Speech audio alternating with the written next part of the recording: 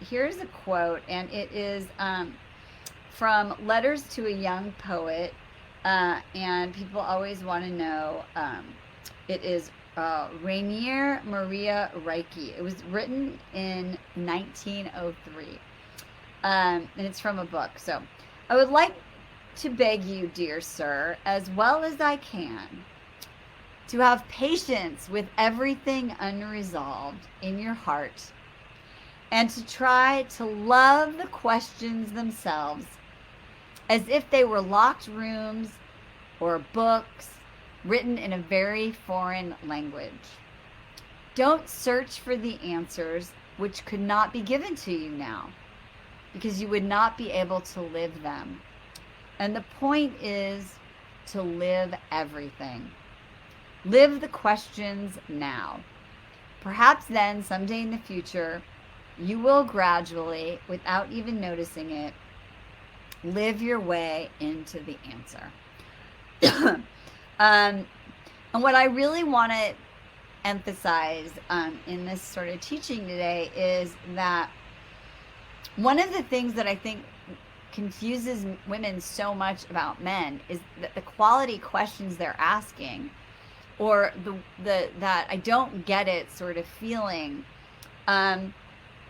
is that we want to feel like in control. We want to know. We want to understand. Do they love us? Do they like us? Are they going to ask us out again? Are they going to text us back? Are they going to be the person we're going to be with forever? Are they going to whatever? There's just all these questions that we ask ourselves. And when I think about this quote, it says, I would like to beg you, dear sir, as well as I can, to have patience with everything unresolved in your heart, and try to love the questions themselves as if they were locked rooms or books written in a very foreign language, right? Like if you were looking at that question, like, is he going to call me back?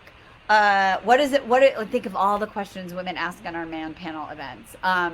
Which we're going to have another one coming in January. When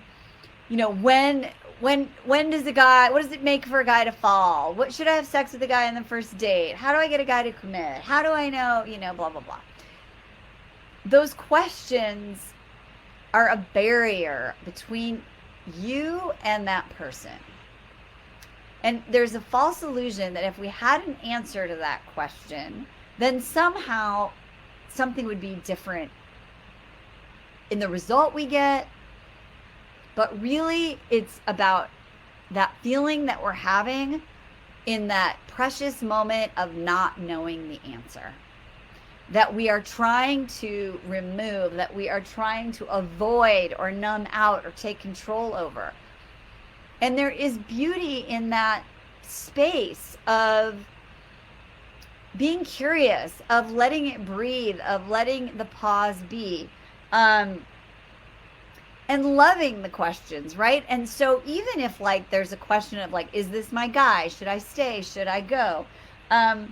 If we look at those questions, not as something that's making us mad or this thing that is a barrier,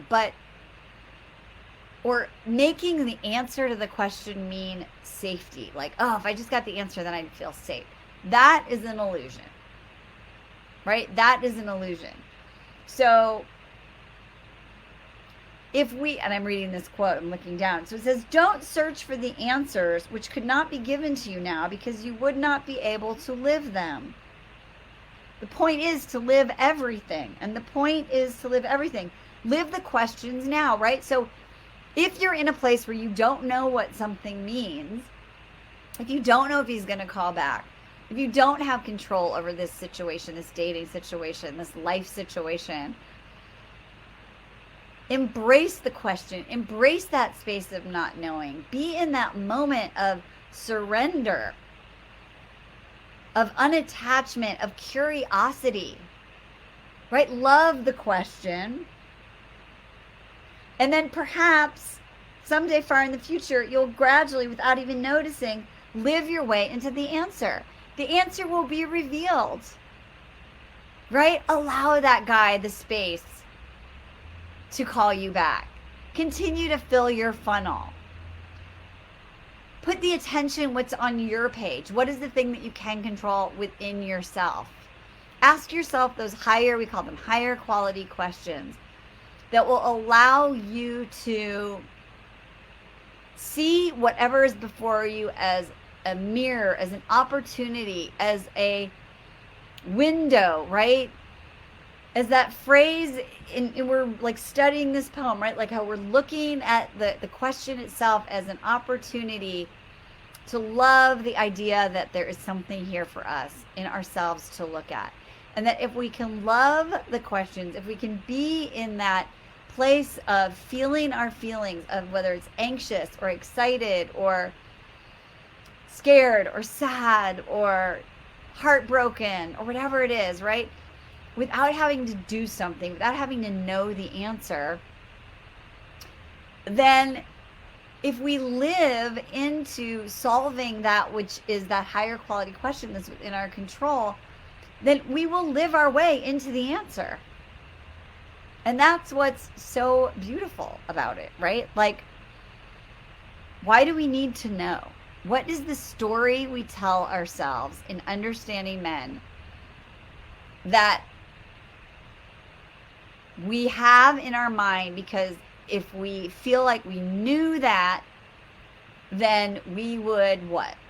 And I'm really curious what your answer is. Then if I knew what this man was thinking, hi Alexis and Susie, by the way.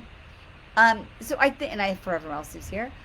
So I really want you to think about that this week in this experience of understanding men, because really what I would love for you to focus on is, how could I understand myself more through the questions that I have around understanding men?